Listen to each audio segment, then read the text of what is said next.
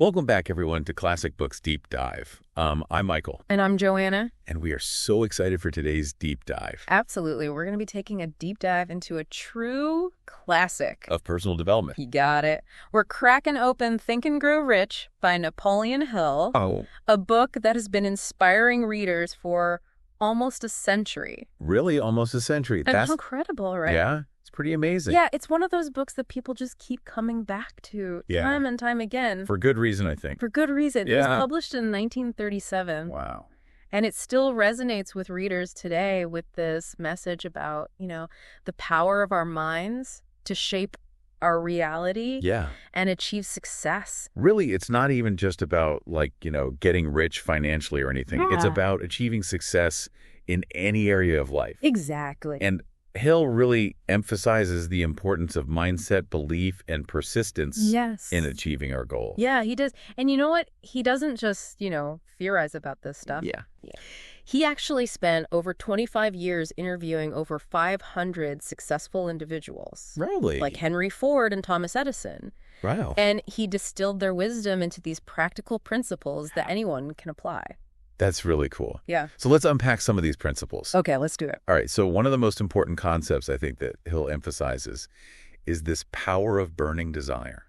Yes. He really drives home the point that it's not enough to just simply want something. Right. You need that deep down, consuming passion that propels you forward. Yeah, like you need to be willing to go all in on your vision. Yes, exactly. And he tells the story of Edwin Barnes. Oh, yeah. Who had this burning desire to work with Thomas Edison. Not just for him, but with him. With him. Yeah, and Barnes started out as a simple worker in Edison's company. Okay. But his, unwavering desire fueled his rise. Wow. To eventually becoming Edison's partner. That's incredible. Yeah, it's pretty remarkable. It is. It really highlights the importance of commitment. Yeah. Of burning your bridges, so to speak. Yeah. And focusing all your energy on achieving that one goal. Yes. That really sets your soul on fire. Yeah, that makes a lot of sense. Yeah. And I really like the anecdote that he shares about the Chicago merchant. Oh, yeah. Who vowed to rebuild the world's greatest store on the same spot after the Great Chicago Fire. Wow. No matter how many times it burned down. Dedication. Yeah, talk about dedication, right? Yeah, absolutely. That unwavering commitment, that resilience, it's crucial. To achieving success in any field. Exactly. So we've got this burning desire. Okay. We have this commitment. Yes. But Hill then dives into this power of imagination. He does. And he states that imagination is the workshop of the mind. The theater where all your dreams are conceived and rehearsed. It's such a powerful quote. Yeah. And it's not just about daydreaming, right? Right. It's about harnessing the power of your mind to create mental pictures, to visualize your goals and desires with such clarity that they become almost tangible. Yeah, that's super interesting. And then to illustrate that, he uses the story of the old kettle. Oh, yes. So a clerk with his entire life savings of $500 buys this old kettle and a secret formula. Okay. Does that sound familiar? I feel like I've heard this story before. I think so. Yeah. He turned that into the multi-million-dollar empire we know as Coca-Cola. Coca-Cola. Yeah. And it wasn't just luck. Right. It was the power of an idea fueled by imagination and strategic marketing. Yeah, that led to this massive success. It did. So it really shows that success isn't limited to the formally educated or the wealthy. Anyone with a powerful imagination and a burning desire can achieve great things. Absolutely. And Hilltel even uses the example of Henry Ford. Okay. Who dreamed of a horseless carriage. Interesting. Despite having very limited schooling. Oh, wow. And it was his powerful imagination, his ability to see beyond the limitations of his time that led to the creation of the Ford Motor Company. That's really cool. It is. Okay, so we have burning desire. We have imagination. Yes. What's the next ingredient? Well, he emphasizes the importance of specialized knowledge. Okay. He says that knowledge is only potential power. It becomes power only when and if it is organized into definite plans of action and directed to a definite end. Oh, that's a good one. Yeah. So he makes a distinction between general knowledge and specialized knowledge. He does. Well, and while general knowledge is definitely helpful, It's specialized knowledge that's focused and applied to a specific area that leads to real-world success. Yeah, that makes sense. Yeah. And he tells this great story about a grocery store salesman who, during the Great Depression, reinvented himself as a successful bookkeeper. Wait, how does a grocery store salesman become a bookkeeper? Well, he saw a need for bookkeeping services during this time of economic downturn, acquired those specific skills. Oh, so he went and learned it. He did, and then he marketed his services really creatively. Mm-hmm. Wow. So it just shows you can adapt, learn new skills, and thrive. Yeah. Even during challenging times. Absolutely. And this is why Hill emphasizes that we need to be lifelong learners. Yes. We need to be constantly seeking knowledge and applying it. To achieve our goals. Yes. Okay, so we've got burning desire, imagination, specialized knowledge. What else is in Hill's arsenal of success principles? Well, this is where it gets really interesting. Okay, I'm ready. He introduces the concept of the mastermind. The mastermind. Yes. Yeah. Imagine having a team of brilliant minds.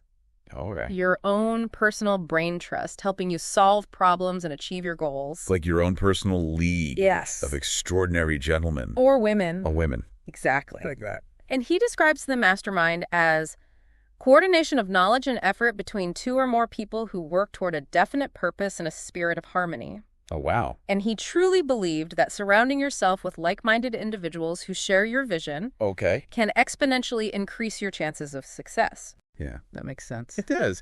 And, he has a really compelling example to illustrate this principle. Okay.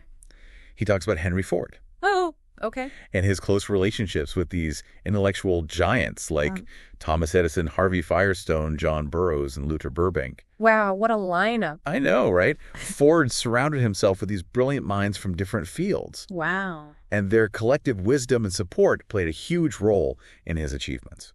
Yeah, I can definitely see how having that supportive network of mentors and collaborators can make a huge difference. Absolutely. Yeah. And it's not just about having smart people around you. Right. It's about creating a synergy, a harmonious collaboration. Yeah, where everyone contributes their unique skills and perspectives to achieve a common goal. Yes. So we've covered burning desire, imagination, specialized knowledge, and the mastermind. We have. What else does Hill have for us? Well, he delves into some pretty fascinating and perhaps even controversial concepts. Oh, okay. Like the sixth sense and the transmutation of sex energy. Okay, I am intrigued. Right. Tell me more. So Hill describes the sixth sense as the creative imagination. This faculty that allows us to tap into a higher level of awareness and inspiration. Oh, so like tapping into our intuition and our creative potential. Exactly. And he believed that this faculty could be cultivated and developed through focused effort. Interesting. So how do we do that? Well, that's a good question. And this is where he gets into the transmutation of sex energy. Oh, okay. Which is redirecting that powerful drive towards creative endeavors. Okay. Which he believed could amplify our imagination and lead to breakthrough ideas. I mean, that's a pretty unconventional concept. It is. But I can see how channeling that intense energy into creative pursuits could fuel some incredible achievements. It could. And Hill himself was a proponent of this idea. Really? And he points to individuals throughout history who achieved greatness through their passionate dedication to their work. I'm starting to see a pattern here. Oh, yeah. What's that? So it seems like Hill is emphasizing the importance of harnessing our internal resources. Okay. Whether it's burning desire, imagination. Yes. Or even this creative energy. To achieve our goals. He really wasn't afraid to explore some unconventional ideas. He wasn't at all. But even if we don't agree with every single idea, I think it's valuable. I agree. To engage with his work thoughtfully. Yeah. And extract the timeless principles that can still apply to our lives today. Absolutely. Because his core message about the power of belief, the importance of having a definite purpose, and the need for persistent action is as relevant today as it was almost a century ago. Yeah, it really is. Yeah. And so I think it's important to remember that Think and Grow Rich was written in a different era. It was. And some of Hill's ideas might not resonate with everyone today. Right. And that's okay. Right? Yeah, exactly. Yeah. So how about we move on to some of those other principles like persistence and overcoming fear? Let's do it. Okay, so we've talked about, harnessing that burning desire and imagination and even our creative energy. Right. But what happens when we we hit those roadblocks. Yeah, when that self-doubt creeps in. Exactly. That's where Hill's emphasis on persistence comes in. Oh, okay. He reminds us that, the road to success is rarely smooth. Yeah, it's not going to be easy. It's not. There are going to be obstacles, setbacks, and moments where you just feel like giving up. Totally. He actually shares this really great story of Fannie Hurst. Okay. A writer who faced rejection after rejection for 4 years in New York. Wow, 4 years? Yeah, before finally achieving success. That's persistence. Yeah, imagine that dedication. Yeah, to keep going, despite all that criticism. Amazing. Yeah, it's a powerful reminder that giving up is not an option. Exactly. It's about staying committed to your vision and learning from your mistakes. Yes. And adapting your approach as needed. You got it. And then there's the inspiring journey of Kate Smith. Oh, yeah. Tell me about Kate Smith. So imagine singing for years without pay. Wow. Getting turned down repeatedly by Broadway. Oh, man. Only to later become a highly successful performer. That's a pretty amazing story. It is. These stories really drive home the point that persistence, yes, that unwavering belief in yourself and your vision is often the key differentiator between those who achieve their dreams and those who don't. And I think that's so true for so many things in life. I agree. It's not just about working hard. Yeah. It's about having that mental fortitude, that grit to keep going even when the odds are stacked against you. Yeah, absolutely. So Hill also dives into these fears. He does. That often hold us back from achieving our full potential. Right. He calls them the 6 basic fears. Yes. And I'm curious, what are they? Okay, so these are the fears of poverty, criticism, ill health, loss of love, old age, and death. Fears that I think are deeply ingrained in many of us. Yeah, they are. For sure. Yeah. So he argues that by recognizing these fears, we can break free from their grip and achieve greater success and fulfillment. And to do this, he provides a really powerful antidote. Okay, I'm listening. What is it? It's the development of faith. Okay, so when you say faith, do you mean religious faith? Well, not necessarily. Okay. It's more like faith in ourselves, in our abilities, and in the power of our minds to overcome these fears. Yeah, that makes sense. It does. And he talks about the power of autosuggestion. Autosuggestion, I like that. Right. It's the practice of repeatedly feeding our subconscious minds with positive affirmations and beliefs. So it's like reprogramming our mental software for success. You got it. Yeah. It's about replacing those fear-based thoughts with thoughts of courage, confidence, and belief. And so how do we actually go about doing that? Well, he suggests, creating a definite plan for achieving your goals, writing it down and reviewing it daily with this unwavering faith. And visualizing yourself achieving your goals as if they've already happened. Yeah, so you're already living in that success. Exactly, yes. And surrounding yourself with a supportive mastermind group that reinforces these positive beliefs and keeps you accountable. So it's like all of these principles are kind of connected. They are. It's interesting, right? Yeah, it's like this holistic approach to personal development. Exactly. That addresses both our internal beliefs and our external environment to maximize our chances of success. I agree. And Hill was really ahead of his time. Yeah, he really was in a lot of ways. He was, and he even delves into the science behind it. Okay. Explaining how the subconscious mind is like fertile soil. Ready to accept whatever seeds we plant. Interesting. So if we plant seeds of fear and doubt, that's what will grow.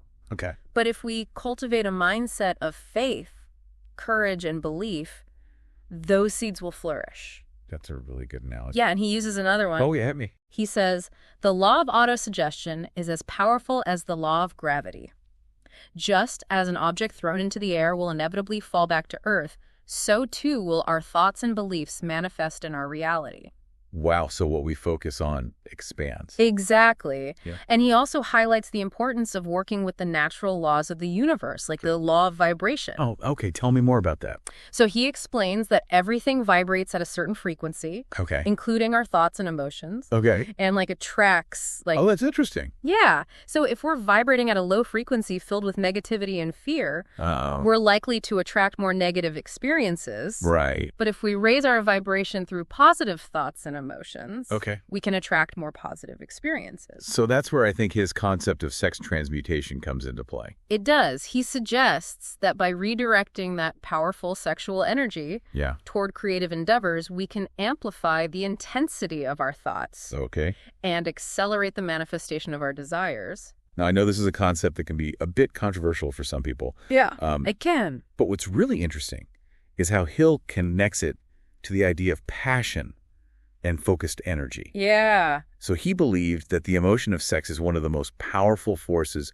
in human experience. Yes. And instead of suppressing or misusing it, right, we can channel it into creative pursuits. Exactly. So it's not about the literal act. Right. It's more about harnessing that drive, that creative fire exactly, to achieve our goals. You got it.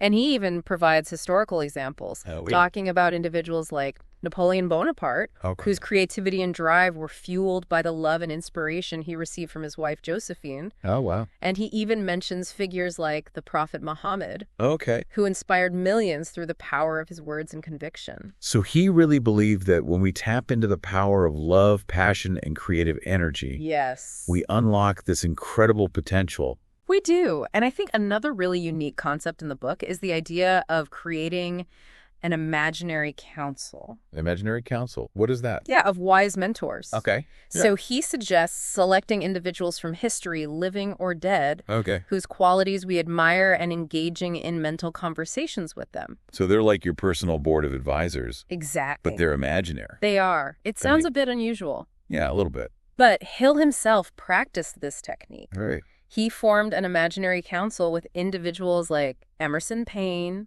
Edison Darwin, Lincoln Burbank, Napoleon Ford, and Carnegie. Wow, what a lineup. I know, right? Talk about an all-star team. Yeah, so he would have these mental conversations with them to gain wisdom. Exactly, and it aligns with that mastermind principle, right? Yeah. It's about surrounding ourselves with a supportive network of mentors.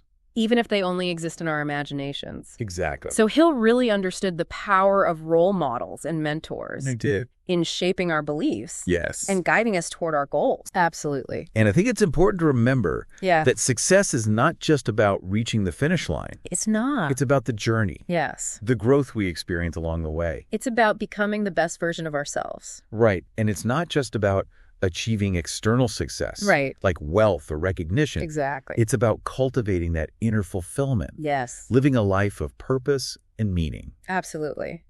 And Hill stresses the importance of living a balanced life. Okay. One that encompasses spiritual, mental, and material well-being. So it's not just about the money. It's not. It's about so much more than that. So he encourages us to cultivate a positive mental attitude. Yes. To practice gratitude. Yes. And to live a life of service to others. Exactly. He reminds us that true riches are not just about money, but about living a life of purpose, meaning, and fulfillment. And I think that's such an important message. It is. Especially in today's world. It is. He challenges us to break free from the limitations of our past conditioning. Right. And embrace a mindset of abundance, possibility, and growth. I like that. He urges us to surround ourselves with a supportive network of mentors to cultivate that positive mental attitude. Yeah. And to never give up on our dreams. He reminds us that we are all capable of achieving greatness. We are. And he's provided us with the tools and the principles to make it happen. He has. Now, before we move on, yes, I think it's important to address some of Hill's views that might be considered controversial today. Okay, I understand. Particularly his perspective on capitalism and wealth accumulation. Right. So it's essential to view his work within the context of its time. Yeah. Recognizing that some of his ideas might not resonate with everyone today. Absolutely. Hill was a staunch defender of capitalism. Okay. But he wasn't blind to its flaws. Right. He acknowledged that organized capital had played a crucial role in the development of America and its prosperity. And he really emphasized the interdependence between capital and labor, arguing that both are essential for economic progress. And what's interesting is how he criticizes those who try to get rich through force or manipulation. Okay. He believed that rendering useful service to others is the only ethical and sustainable way to accumulate wealth. Yeah, that's a really good point. Yeah. And he was also critical of what he saw as the downsides of certain economic trends. Oh, like what? Like the tendency toward getting without giving. Okay. So he called out those who demanded more pay for less work. Right. Or sought government relief without contributing back to society. Yeah, I can see how that would be a concern for him. Yeah, and he was particularly concerned about the rise of what he called mob psychology. Mob psychology. Yeah, where people abandon reason and tried to take shortcuts to wealth. Okay. Which he believed could lead to social unrest and economic instability.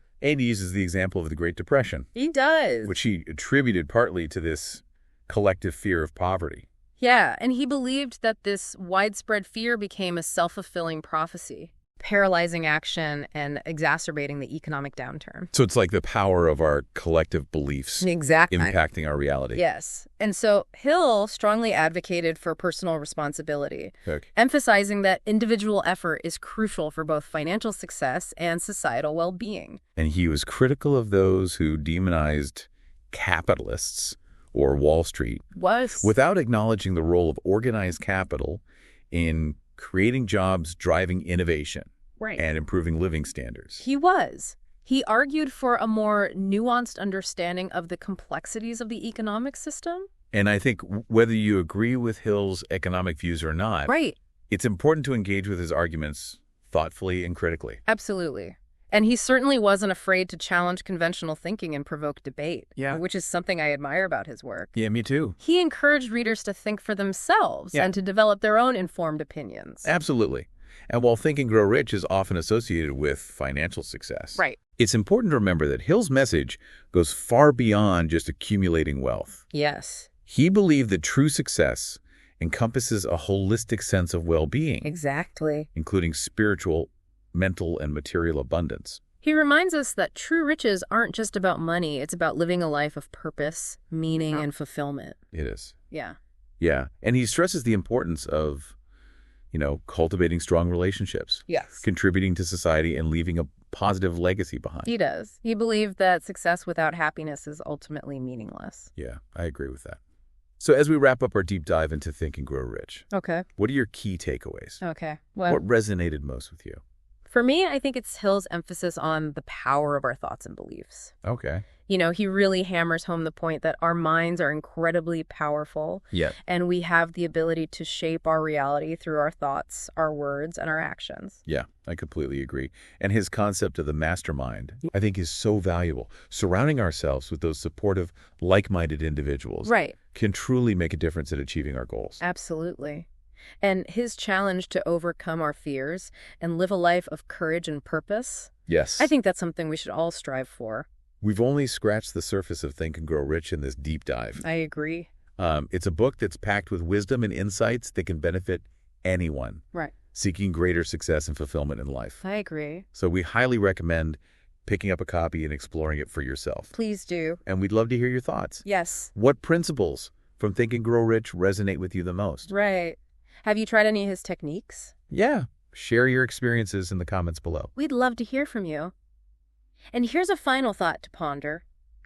If you could assemble your own mastermind group, choosing anyone from history, living or dead, who would you invite and why? Let us know in the comments. Yeah, that's a great question for our listeners. It is that. So, till next time. Happy reading. Happy reading.